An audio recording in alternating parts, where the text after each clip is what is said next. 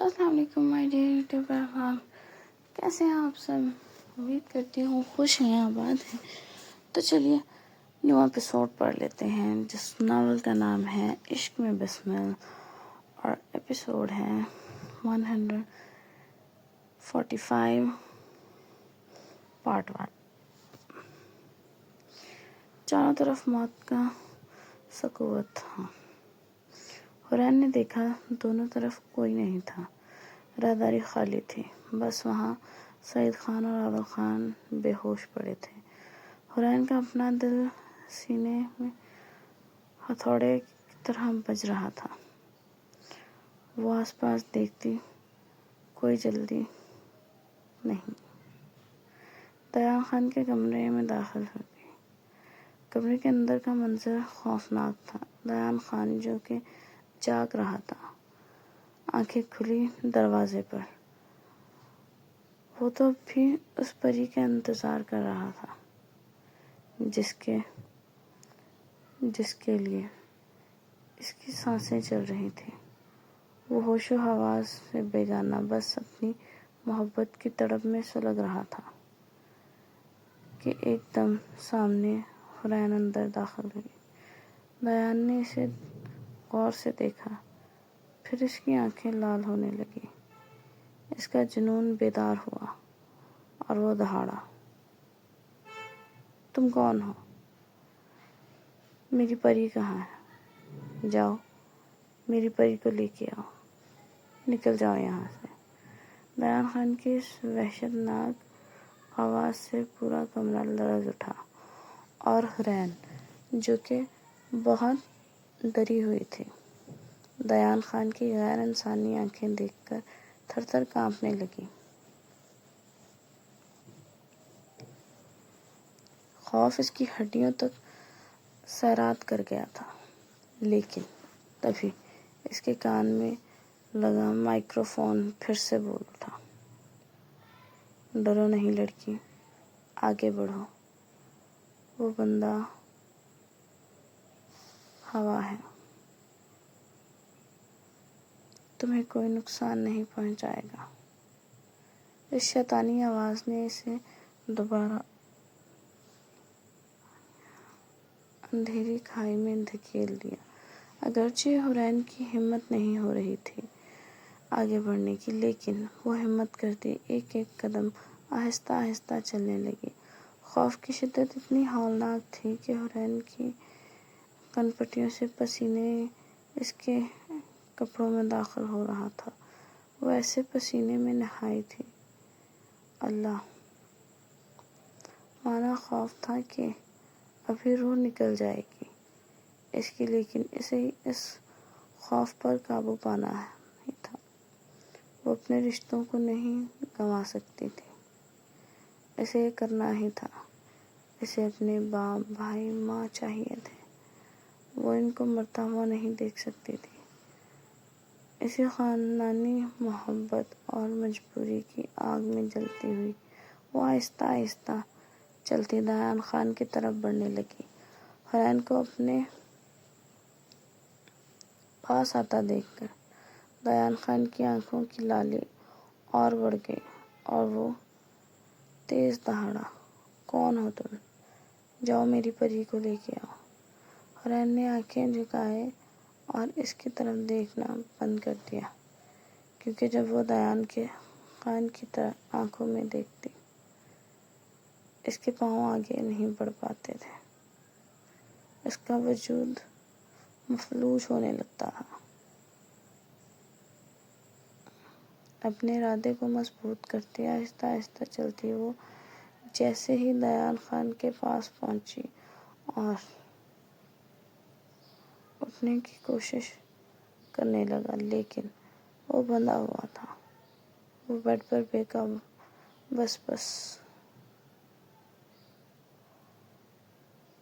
موقع پا کر حورین نے جلدی سے اپنے بیگ میں سے انجیکشن نکالا اور دیان خان کے پیروں کے سائیڈ پر آ گئی۔ اس کے پیروں کو بہت مضبوطی سے باندھا گیا تھا، اب پیچھے ہٹنے کا کوئی راستہ نہیں تھا۔ جیسے ہی وہ انجیکشن اس کی پنڈلی میں انجیکٹ کرنے لگی تبھی ایک ہاتھ اس کے ہاتھ پر آ گیا۔ اس اچانک لمس پر حورین ایسے تھی کہ ابھی بس مر جائے گی، اب اس کی سانسیں ہی نکل جائیں گی۔ اس کا پورا خون مفلوج ہو گیا۔ اس نے خوفزدہ آنکھوں سے اوپر دیکھا تو سامنے کا منظر دیکھ کر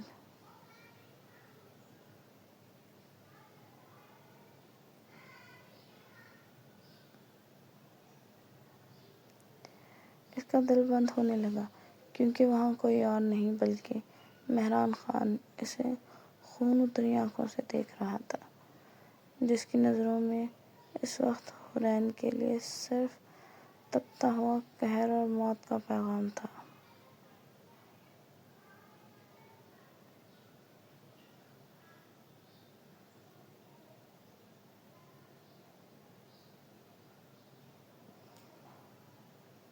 کیلب حویلی کے خفیہ میٹنگ روم تک پھیل چکا تھا۔ جیسے ہی حورین نے راہداری کی طرف رخ کیا اور راہداری میں لگے کیمرے میں الارم بجا، مرجان بخاری کے پاس بجنے لگا تھا۔ شاہ کا چونکنا دماغ الرٹ ہوا۔ مرجان بخاری نے کیمرہ آن کرکے دیکھنا شروع کیا۔ تب اسے ایک لڑکی نظر آئی جو چوری چھپے قدم بڑھا رہی تھی، لیکن اس کے پیچھے مہران خان بھی تھا جو لڑکی کو نظر نہیں آیا تھا، جو چپ کر لڑکی کے پیچھے جا رہا تھا۔ ماحول میں سسپنس کی تپش بڑھ گئی۔ مرجان بخاری خاموشی سے سارا تماشا دیکھنے لگا۔ وہ دیکھنا چاہتا تھا کہ دونوں کیا کرتے ہیں۔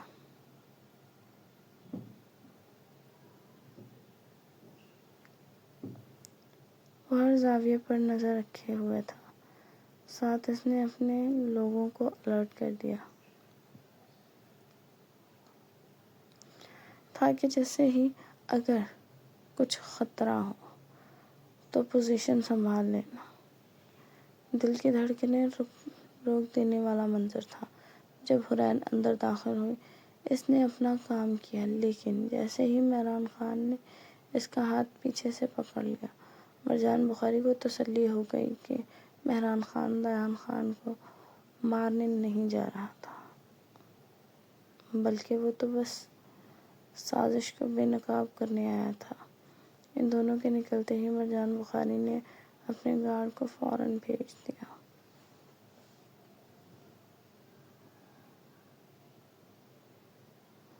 کیونکہ وہ شاہی دبدبہ رکھنے والا انسان تھا، وہ اس معاملے کو ابھی چھیڑنا نہیں چاہتا تھا۔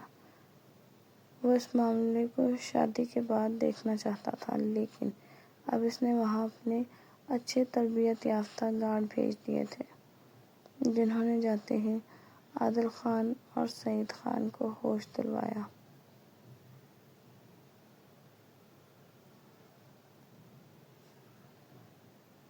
اور پھر سے سب پوزیشن سنبھال لی تھی۔ موت کا وہ بھیانک سر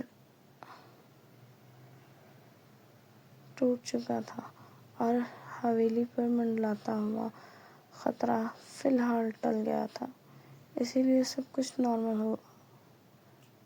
تو دیکھ مرجان بخاری پھر سے اپنی شادی میں مگن ہو گیا تھا۔ وہ ایک بار پھر سے اپنی زندگی کا سب سے بڑا خزانہ پانے کے لیے پرسکون ہو چکا تھا، مگر یہ سکون طوفان سے پہلے کا سکون تھا۔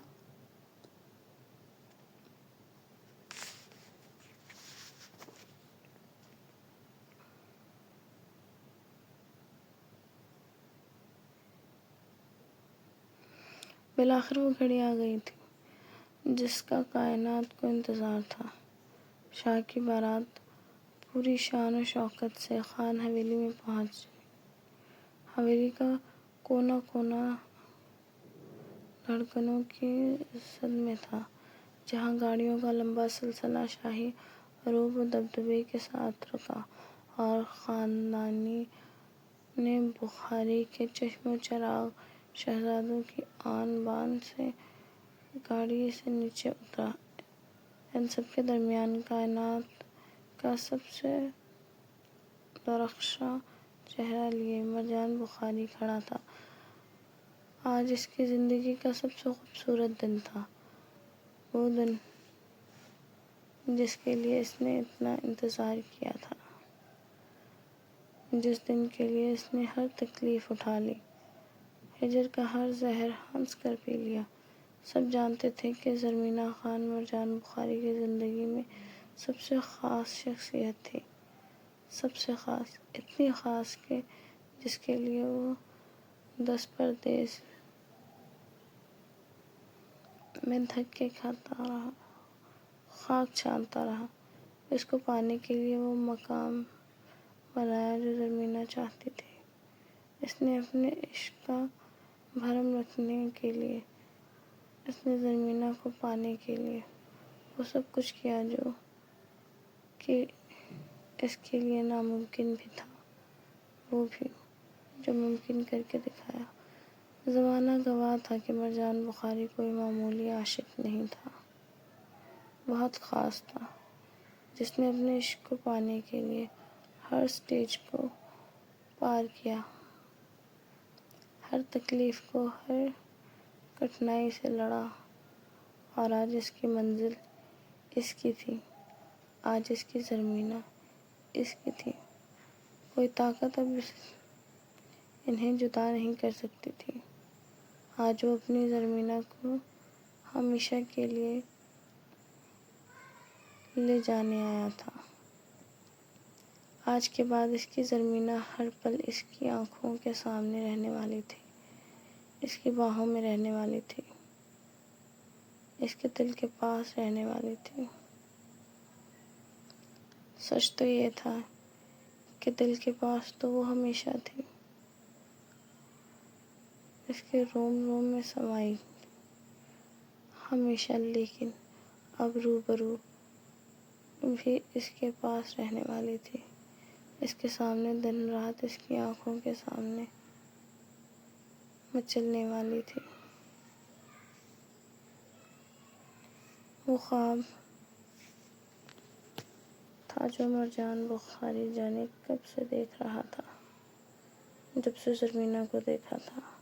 یہی خواب تھا، اسے اپنا بنانے کا، اسے اپنی زندگی میں لانے کا، دن رات اس معصوم چہرے کو نہارنے کا، اسے اپنی محبت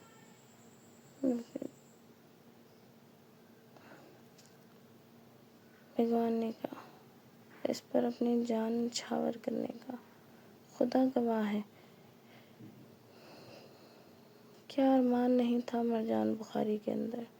مرجان بخاری کی ہر خوشی، ہر غم زرمینہ خان پر ختم تھا، زرمینہ خان پر شروع تھا، اس کی روح میں سما چکی تھی۔ زرمینہ اس کے وجود کا کل سرمایہ بن چکی تھی۔ وہ مضبوط ارادوں والا مرجان بخاری اس نازک سی پٹھانی کے لیے پاگل ہو گیا تھا، ایسا پاگل جو دنیا سے ٹکرا گیا اور اپنی زری کی خاطر ہر وہ کام کرتا چلا گیا جس میں بہت بار اس کی جان کو خطرہ بھی ہوا، جان کی بازی تک لگا گیا وہ اس کے لیے، لیکن موت کے سائے بھی اس کے عشق کا راستہ نہ روک سکے۔ آج وہ دن آ گیا تھا، اس کی محنتوں کا صلہ ملنے کا دن، اس کی دعاؤں کی قبولیت کا دن، اپنے جنون کو پانے کا دن، اپنی زرمینہ خان کو پانے کا دن۔ شاہ اپنے عشق کا قلعہ فتح کر کے اپنی ملکہ کو اپنے نام کرانے آ پہنچا تھا۔ جاری ہے۔ کہانی پسند آیا تو چینل کو سبسکرائب کریں، لائک کریں، شیئر کریں، کامنٹ کریں، اور ہمیں بتائیں کہ آپ کو کون سا ایپیسوڈ زیادہ اچھا لگا، کون سا کپل آپ کا فیورٹ ہے، اور دعاؤں میں یاد رکھیں، فیڈ بیک ضرور دیا کریں۔ شکریہ، اللہ حافظ.